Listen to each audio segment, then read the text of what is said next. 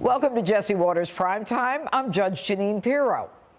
Now, Joe Biden sure had a bad case of the Mondays after the president rolled into work late this afternoon, finally back from his weekend getaway to Delaware.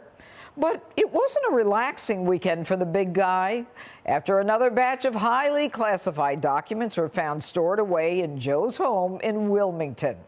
That's 5 more documents found in his private library. That's on top of the other 5 classified documents already found stashed right next to his Corvette. And the 10 documents found at the Penn Biden Center, his Chinese-funded think tank. The more they keep digging, the more documents they find. Now, Joe may be telling everyone that these documents were safe, but back in Washington, patience is running thin. I'm glad that there is a special prosecutor that's been appointed to investigate. You are glad that there is a special prosecutor. Classified documents are to be taken seriously. No one is above the law. So I'm glad to see the Justice Department doing its work. Well, it's certainly embarrassing, right? It's not just Democrats turning on Joe. Even the media's laughing at him. So there's Biden and his sweet 1967 Stingray. But look on the back left there. I don't know if we can push in there, but that looks like a mess. That's worse than my garage. That's worse than my garage. I mean, that's not where, I don't know exactly where the documents are in that garage, but that does not look like what a secure location would be. And the media can't deny it any longer. Joe Biden was sloppy and irresponsible with these documents. Unlike Donald Trump, Joe wasn't president when he took them and therefore had no power to declassify. But some Democrats can't admit that Biden was irresponsible. By Biden's own standard, wasn't Biden totally irresponsible with classified information? Hoping that we will keep a sense of symmetry about our analysis of these situations and a sense of proportion about the underlying offenses. There's some people who are trying to compare having a government document that should no longer be in your possession to inciting a violent insurrection. And others, like Adam Schiff, are now saying they're not rushing to any conclusions. The White House knew about this on November 2nd. Should this information have been revealed earlier?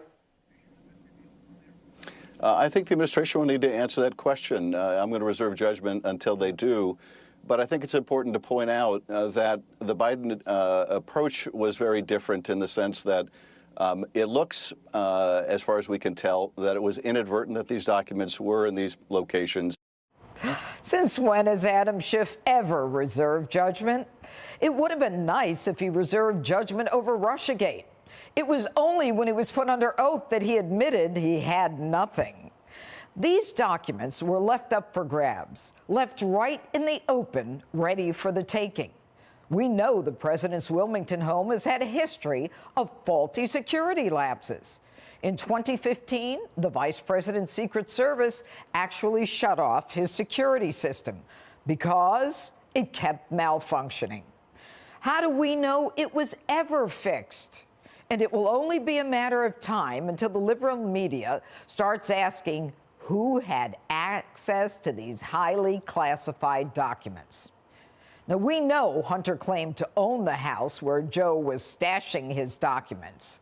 Are we sure Hunter didn't get a look at these documents or sell them to his business partners in China or Ukraine? And they won't even tell us who's been over Joe's home either.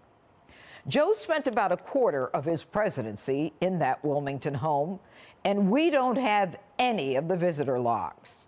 In fact, the White House today admitted that they don't have anything on record, telling Fox News, quote, like every president in decades of modern history, his personal residence is personal, close quote. So we don't know who's been in and out of President Biden's home. How do we know Hunter wasn't bringing over his Chinese business partners to Joe's house?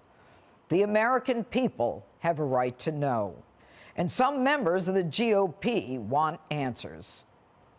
We wonder if the Secret Service had records now. That's our next question, because he still had Secret Service protection.